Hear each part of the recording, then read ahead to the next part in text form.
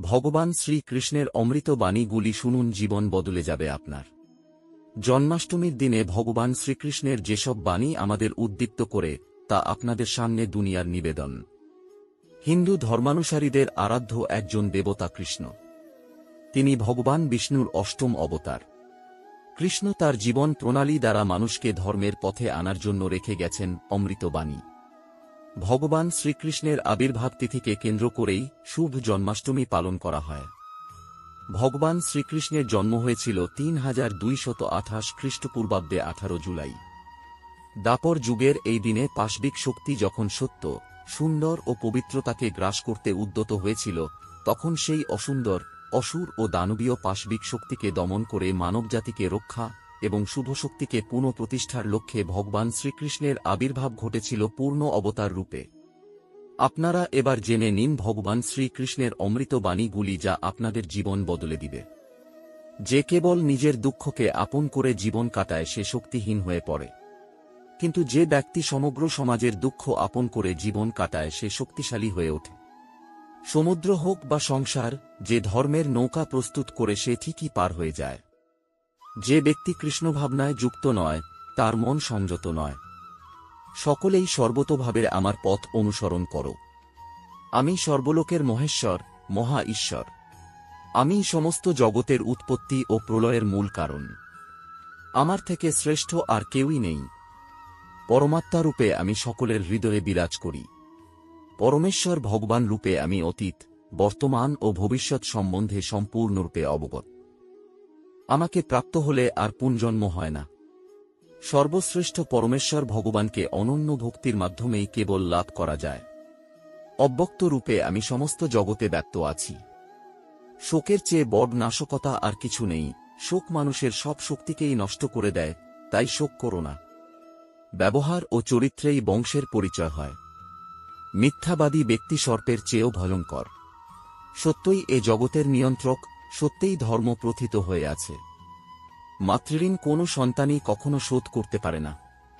শেকঢিন বিশাল বৃক্ষ যেমন সত্তরই নির্জীব হয়ে পড়ে, ঠিক তেমনি নিরীহের ক্ষতিকারী শত শক্তিশালী হলেও সমূলে পতিত হয়। আমি নিজেই সমস্ত সৃষ্টির উৎস। এই জগৎ আমারই প্রকৃতির অধীন। আমি এই জগতের পিতা। আমি এই জগতের বিধাতা, সৃষ্টিকর্তা। আমি সকলের গতি। আমি তাপ প্রদান করি এবং আমি বৃষ্টি বর্ষণ করি ও আকর্ষণ করি। আমি সমস্ত যজ্ঞের ভোক্তা ও প্রভু। আমি সকলের প্রতি সমভাবাপন্ন। সবকিছু আমার থেকে প্রবর্তিত হয়। মনুষ্যদের মধ্যে আমি সম্রাট। অব্যয় অমৃতের, শাশ্বত ধর্মের এবং ঐকান্তিক সুখের আমিই আশ্রয়। আমি সমস্ত বেদের জ্ঞাতব্য এবং আমি বেদান্তকর্তা ও বেদবিদ। বেদে আমি পুরুষোত্তম নামে বিখ্যাত। সর্বপ্রকার ধর্ম পরিত্যাগ করে কেবল আমার শরণাগত হও। জ্ঞানীর নিকট সত্যই পরম ধর্ম।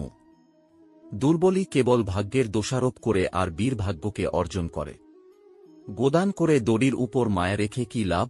যখন মোহ ত্যাগ করবে, তখন নিঃস্বার্থভাবে ত্যাগ করবে। শোকের চেয়ে বড় নাশকর্তা আর কিছু নেই। শোক মানুষের সব শক্তিকেই নষ্ট করে দেয়, তাই শোক করো না।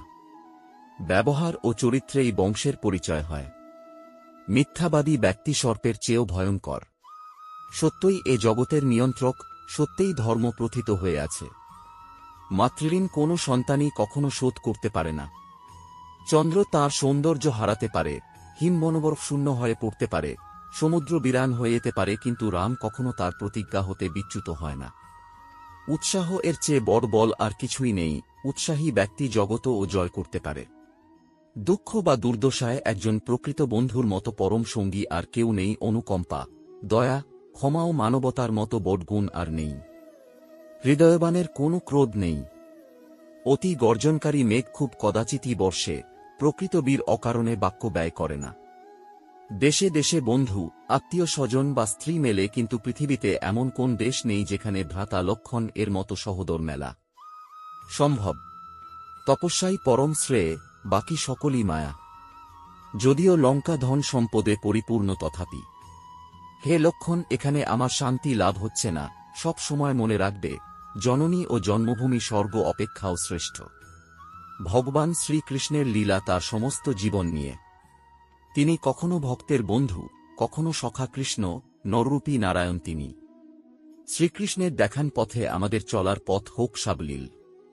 আপনার যদি এই শ্রীকৃষ্ণের অমৃত বাণীগুলি ভালো লেগে থাকে তাহলে আপনি আপনার বন্ধু ও আপনার পরিচিত মানুষের সাথে শেয়ার করতে পারেন।